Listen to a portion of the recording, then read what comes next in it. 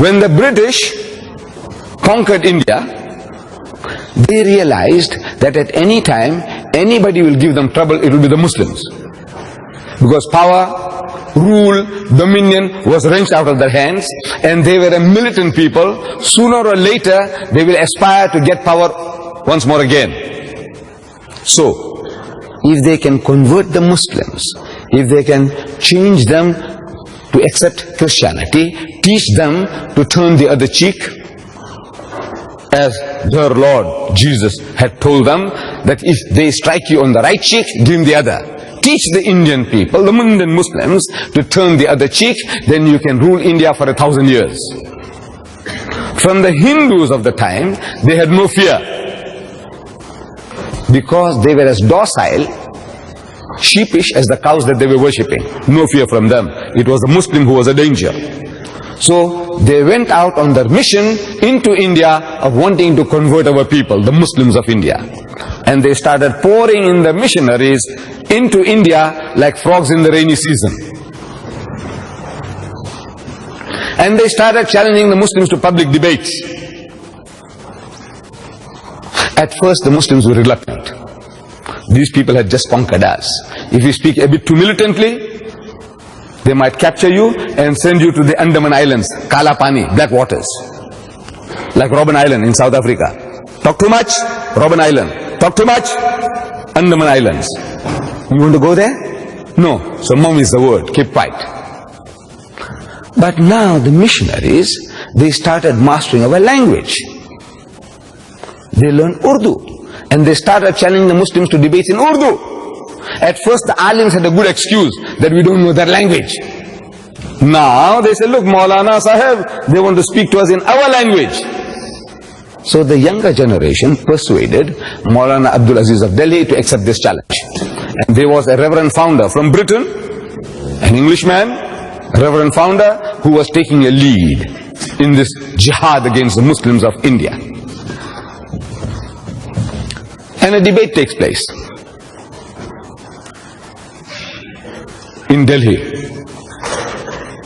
And according to reports, I was reading in the Izharul Haq, a beautiful book, which brought me to this position here. That book gave me the knowledge that brought me into confrontation with the Christians and to be able to start discussing and having dialogues with them.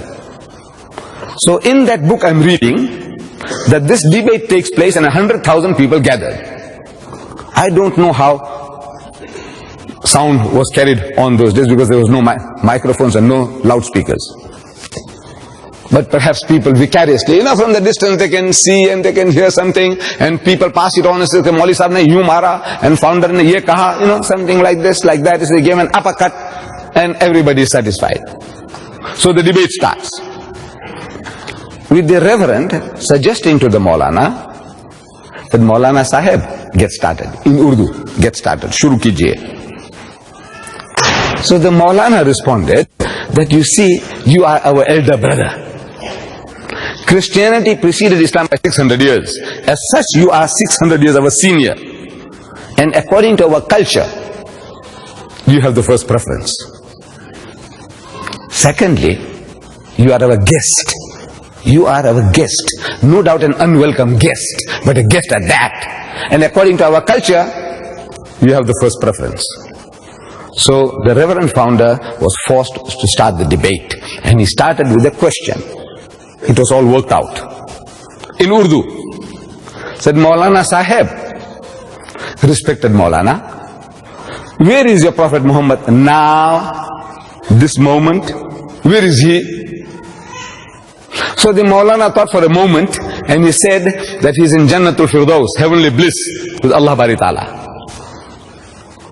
Out of that answer came the second question. Said, all right, Maulana Sahib, tell us, where was he when his grandson Hussein was martyred at Karbala? Where was he then?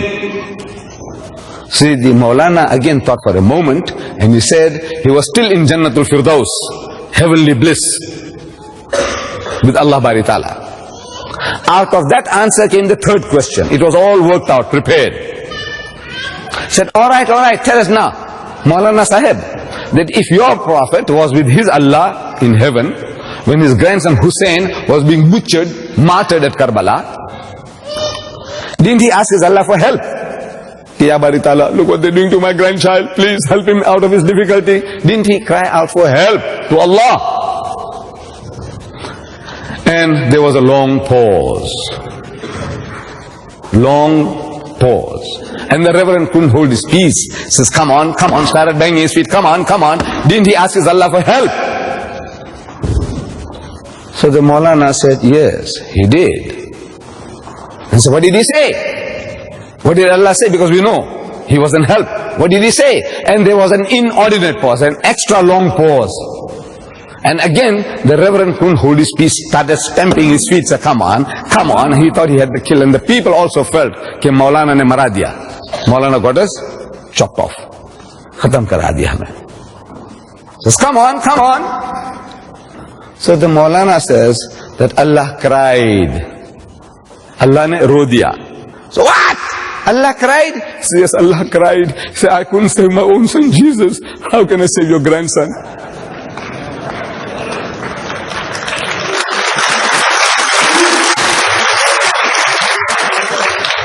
And the debate was over.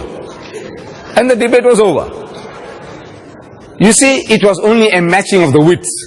It has nothing to do with facts. This is one trying to be cleverer than the other.